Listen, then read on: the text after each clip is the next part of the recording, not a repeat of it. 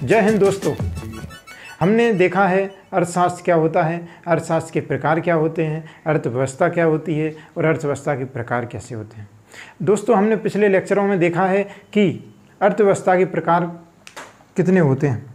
अर्थव्यवस्था के प्रकार हमने डिफाइन किए थे सरकार के स्वामित्व के आधार पर। सरकार के स्वामित्व के आधार पर हमने डिफाइन किया था समाजवादी, पूंजीवादी और मिश्रित अर्थव्यवस्था। दोस्तों, आज हम डिफाइन करेंगे विकास के आधार पर। जैसे ये हम पढ़ चुके हैं, आज हम डिस्कस करेंगे विकास के आधार पर अर्थव्यवस्था के प्रकार। अर्थव्यवस्था के प्रकार, ठीक है दोस्तों। जैसा कि हमने कल के लेक्चर में देखा था कि अर्थव्यवस्था के 5 क्षेत्र होते हैं: प्राथमिक क्षेत्र, द्वितीयक क्षेत्र और तृतीयक क्षेत्र। यह 3 क्षेत्र बहुत इंपॉर्टेंट होते हैं। तो दोस्तों, इन्हीं क्षेत्र के आधार पर हम आज डिफाइन करेंगे कि विकसित देश क्या होते हैं, विकासशील देश क्या होते हैं और अर्धविकसित देश क्या होते हैं। तो दोस्तों, इन जो 3 प्रकार हैं, विकसित अर्थव्यवस्था, विकासशील अर्थव्यवस्था और अल्प विकसित अर्थव्यवस्था। दोस्तों, जैसा कि नाम से ही है, विकसित यानी जिसका विकास हो चुका है उच्च लेवल पर। देखना, औद्योगिकरण था, जो द्वितीयक क्षेत्र था, औद्योगिकरण अपने चरम सीमा पर है।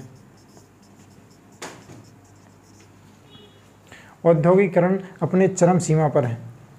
औद्योगिकरण चरम सीमा पर है, अर्थात जो प्राथमिक क्षेत्र के संसाधन हैं, जो प्राथमिक क्षेत्र के संसाधन हैं, उनका उपयोग किया जा चुका है, उनका उपयोग किया जा रहा है या किया जा चुका है। संसाधनों का उपयोग किया जा चुका है। दोस्तों, विकसित अर्थव्यवस्था ऐसी अर्थव्यवस्था है जिसमें औद्योगिकरण अपनी चरम सीमा पर होता है और जिसमें प्राथमिक क्षेत्र के संसाधनों का उपयोग किया जा चुका है या किया जा रहा है।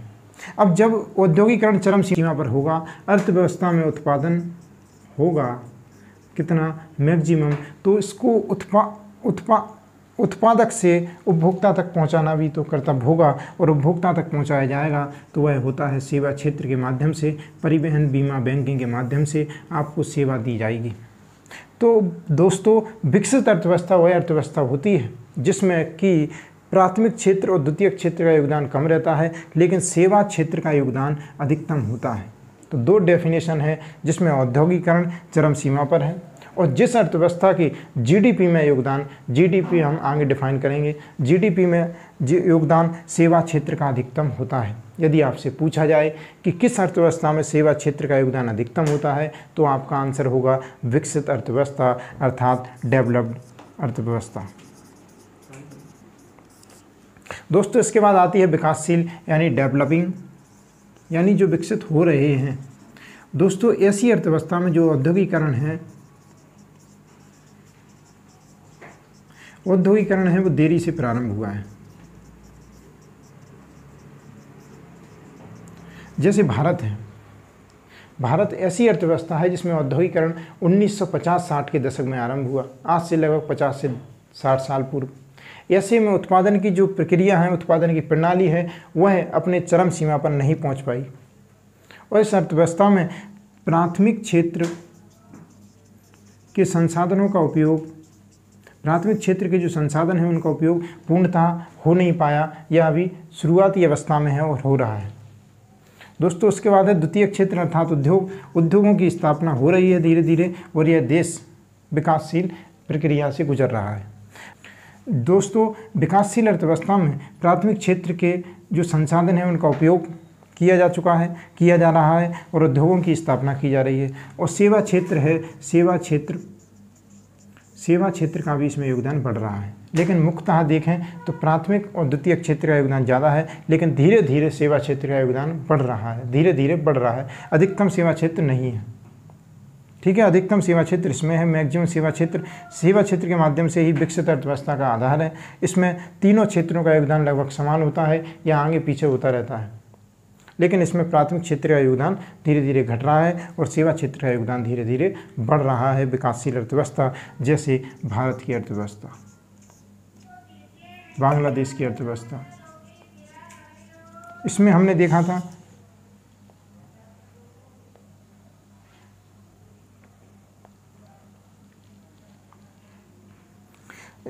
देखा था यूएसए या ब्रिटेन की अर्थव्यवस्था। दोस्तों इसके बाद आते हैं under developing country. Under developing यानी अल्पविकसित, जिनमें अभी तक उद्योगों की स्थापना ही नहीं हुई या बहुत कम उद्योगों की स्थापना हुई है। उद्योगों की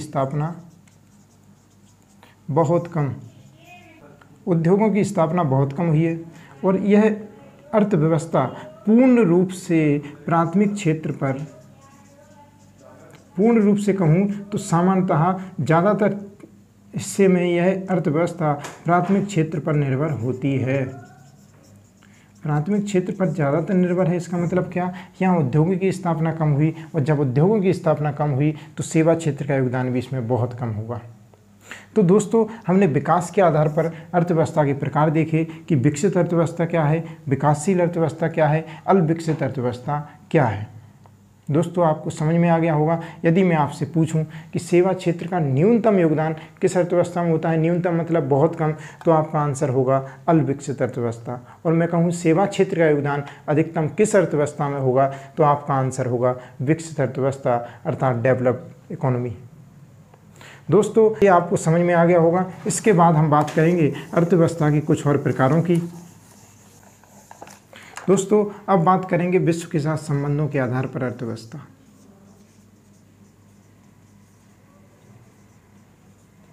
विश्व के साथ संबंधों के साथ अर्थव्यवस्था के कितने प्रकार की होती है, 2 प्रकार की होती है, एक बंद होगी और एक खुली होगी। दोस्तों जो प्रत्येक कंसेप्ट है वह आगे आपकी क्लास में काम में आएगा, इसलिए ध्यान से पढ़ते रहें। बंद अर्थव्यवस्था, खुली अर्थव्यवस्था, विश्व के संबंधों के आधार पर हमने अर्थव्यवस्था के प्रकार देखे हैं। अर्थव्यवस्था के क्या है, ये प्रकार है। दोस्तों ये अर्थव्यवस्था के प्रकार हैं बंद और खुली अर्थव्यवस्था। दोस्तों बंद अर्थव्यवस्था वह अर्थव्यवस्था होती है जिसमें कि कोई भी देश की अर्थव्यवस्था दूसरे देशों से ना तो किसी वस्तु को आयात करती है, ना ही किसी वस्तु को निर्यात करती है। यह संरक्षणवाद पर बल देती है। संरक्षणवाद एक ऐसी प्रक्रिया है जिसमें कि अपना देश, अपना प्रोडक्शन, अपने व्यक्ति उसका उपभोग करें, बस एक सीमा के अंतर्गत जो हमारा देश है वह सर्वोपरि है। संरक्षणवाद यानी हमारे उद्योग हैं वह किसी दूसरे देश की अगर उद्योग से प्रतिस्पर्धा करेंगे तो हमारे उद्योगों को नुकसान ना हो जाए, यह होता है संरक्षणवाद, यानी हम अपने आप को संरक्षित करके चलते हैं। दोस्तों यह जो बंद अर्थव्यवस्था होती है यह संरक्षणवाद पर बल देती है। यह संरक्षणवाद पर बल देती है। दोस्तों इस अर्थव्यवस्था में ना तो निर्यात होता है, किसी अपने देश से उत्पादित वस्तु का ना तो विश्व के अन्य देशों में एक्सपोर्ट किया जाता है और ना ही किसी अन्य देशों से उत्पादित माल को अपने देश में खरीदा जाता है, जिसे आयात कहा जाता है। ना तो आयात करती है ये अर्थव्यवस्था, ना तो निर्यात करती है। विश्व के आज के वर्तमान युग में बात करें तो ऐसा कोई भी देश नहीं है जो बंद अर्थव्यवस्था के अंतर्गत शामिल होता है, लेकिन यह अर्थशास्त्र का एक बेसिक कंसेप्ट है, इसलिए हम इसका अध्ययन कर रहे हैं। उसके बाद बात करते हैं ओपन इकोनॉमी अर्थात खुली अर्थव्यवस्था। यह संरक्षणवाद की बजाय प्रतिस्पर्धा पर बल देती है,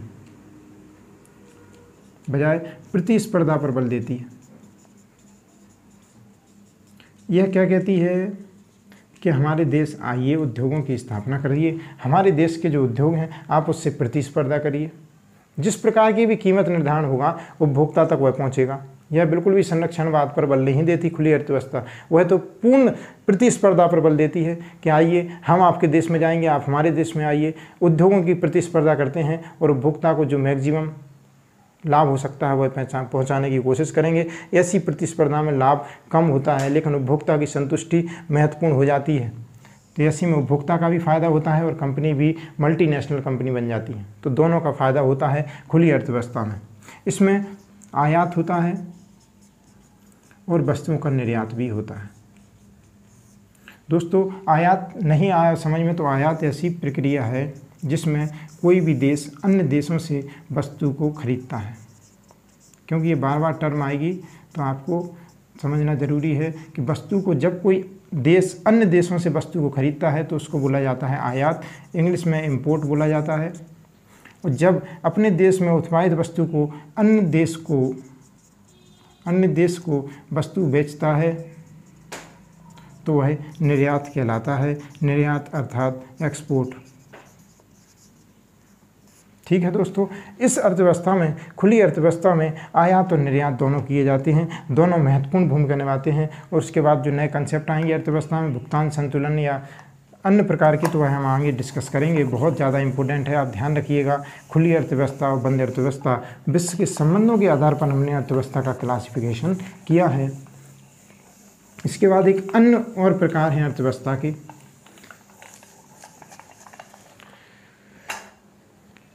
अन्य जो प्रकार हैं अर्थव्यवस्था के,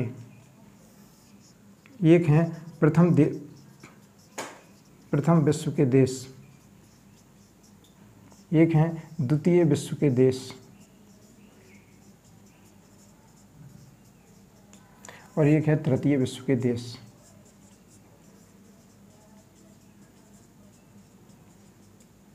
एक है चतुर्थ विश्व के देश। अर्थात ये हैं क्या, समझते हैं दोस्तों। ये अन्य प्रकार हैं अर्थव्यवस्था के कि प्रथम विश्व के देश, इसके अंतर्गत ऐसे देश आते हैं जो पूंजीवाद यानी कैपिटलिस्ट इकोनॉमी को प्राथमिकता देते हैं। हमने देखा है कि कैपिटलिस्ट इकोनॉमी क्या होती है। जब पूंजीवादी अर्थव्यवस्था को जो देश समर्थन देते हैं वह प्रथम विश्व के देश के अंतर्गत आते हैं, जो क्या करते हैं, पूंजीवाद को समर्थन देते हैं। और पूंजीवाद को समर्थन देते हैं अर्थात यह प्रथम विश्व के देश कहलाते हैं। जैसे मुख्य उदाहरण हैं अमेरिका, ब्रिटेन। इसके बाद द्वितीय विश्व के देश आते हैं जिनमें कि यह देश समाजवाद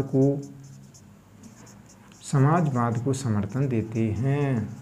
समाजवाद हमने दोस्तों पढ़ा था। समाजवाद अर्थव्यवस्था का ऐसा प्रकार है जिसमें उत्पादन के साधनों पर सरकार का नियंत्रण होता है और सरकार यह डिफाइन करती है किन वस्तु का उत्पादन किया जाना है और किन का नहीं। ऐसे समाजवाद को जो समर्थन करते हैं उनको द्वितीय विश्व के देश कहा जाता है। इनमें मुख्य रूप से आते हैं रूस और क्यूबा। रूस आते हैं, क्यूबा आता है, चीन भी इसके अंतर्गत आता है। दोस्तों प्रथम विश्व के देश पूंजीवाद, द्वितीय विश्व के देश समाजवाद। और 1940-50 के दशक में जब द्वितीय विश्व युद्ध हुआ और भारत जैसे देश आज़ाद हुए कई देश, तो उन्होंने क्या कहा कि उनके सामने दो ऑप्शन थे, या तो वह पूंजीवाद को चुन लें या समाजवाद को चुन लें। तो भारत के प्रधानमंत्री पंडित जवाहरलाल नेहरू ने एक नए सिद्धांत का उद्घाटन किया, उसका नाम था गुटनिरपेक्षता। अर्थात गुटनिरपेक्ष का मतलब आप समझिए, गुटनिरपेक्ष मतलब हमें किसी का पक्ष नहीं लेना, हमारा एक नया पक्ष होगा, और उन्होंने इन दोनों को ही मिला दिया। दोस्तों गुटनिरपेक्ष एक ऐसा सिद्धांत है जो कि ना तो पूंजीवाद को समर्थन करता है और ना समाजवाद को समर्थन करता है, अर्थात दोनों को समर्थन करता है, दोनों को समर्थन नहीं करता है। एक नई प्रथा निकाल ली, कुछ अर्थव्यवस्था में समाजवाद के भी लक्षण होंगे और कुछ पूंजीवाद के भी लक्षण होंगे। और इसका प्रमुख रूप से उदाहरण आता है भारत। भारत एक ऐसा देश है जिसकी अर्थव्यवस्था गुटनिरपेक्ष अर्थव्यवस्था कहलाती है, जो ना तो सब पूंजीवाद को समर्थन करती है, क्योंकि ऐसी परिस्थितियां थीं तत्कालीन 1950 के दशक में, जब भारत किसी एक देश को समर्थन करता तो दूसरे देश उसका विरोध करते और भारत के विकास में अवरोध उत्पन्न करते। इसलिए भारत ने कहा ना तो भाई साहब हम आपको सपोर्ट करेंगे, ना तो हम आपको सपोर्ट करेंगे, हम अपना सपोर्ट अलग बना लेंगे। और उन्होंने एक नए सिद्धांत बनाया, गुटनिरपेक्ष का सिद्धांत। दोस्तों इसके बाद आते हैं चतुर्थ विश्व के देश, जिनमें कोई भी राजनीतिक प्रणाली अस्तित्व में नहीं है। राजनीतिक प्रणाली अस्तित्व में नहीं है तो क्या है? तो दोस्तों जब राजनीतिक प्रणाली अस्तित्व में नहीं है तो ऐसे देश अर्थात ऐसे क्षेत्र कहलाते हैं जनजातीय क्षेत्र, जिनमें उनका स्वयं का राजनीतिक क्षेत्र है, स्वयं के उनके सिद्धांत हैं, स्वयं के कानून हैं, उनके कानून वही जाने। राजनीतिक क्षेत्र है जैसे अंडमान निकोबार। दोस्तों अंडमान निकोबार में जैसे कालाहारी मरुस्थल है, ऐसे अन्य क्षेत्र जनजातीय क्षेत्र हैं जिनमें कोई राजनीतिक प्रणाली अस्तित्व में नहीं है, वह चतुर्थ विश्व के देश होते हैं। दोस्तों, आज हमने अर्थव्यवस्था के प्रकारों को डिफाइन किया है। सबसे पहले हमने देखा था कि स्वामित्व के आधार पर अर्थव्यवस्था कितने प्रकार की होती है, 3 प्रकार की होती है, समाजवादी, पूंजीवादी और मिश्रित अर्थव्यवस्था। उसके बाद हमने देखा था कि विकास के आधार पर अर्थव्यवस्था कितने प्रकार की होती है, वह भी 3 प्रकार की होती है, विकसित अर्थव्यवस्था, विकासशील अर्थव्यवस्था और अल्पविकसित अर्थव्यवस्था। उसके बाद हमने देखा था कि विश्व के साथ संबंधों के आधार पर अर्थव्यवस्था कितने प्रकार की होती है, वह 2 प्रकार की होती है, बंद अर्थव्यवस्था और खुली अर्थव्यवस्था। उसके बाद हमने डिफाइन किया था अन्य प्रकार से अर्थव्यवस्था के क्या प्रकार हो सकते हैं। तो हमने देखा था प्रथम विश्व के देश, द्वितीय विश्व के देश और तृतीय विश्व के देश। इसलिए भारत को तीसरी दुनिया का देश कहा जाता है। यह कारण है कि भारत को तीसरी दुनिया का देश क्यों कहा जाता है, क्योंकि उसने गुटनिरपेक्ष सिद्धांत का प्रतिपादन किया। और चतुर्थ विश्व के देश हमने देखे, उसमें कोई राजनीतिक प्रणाली अस्तित्व में नहीं होती है, और जैसे उदाहरण है जनजातीय या आदिवासी क्षेत्र। दोस्तों, आपको अगर लेक्चर अच्छा लगा हो तो लेक्चर को आप लाइक करें, कमेंट करके बताएं और इस वीडियो को शेयर ज़रूर करें उन लोगों तक जिनको इनकी आवश्यकता है या जो कंपटीशन एग्ज़ाम की तैयारी कर रहे हैं। बहुत बहुत धन्यवाद दोस्तों।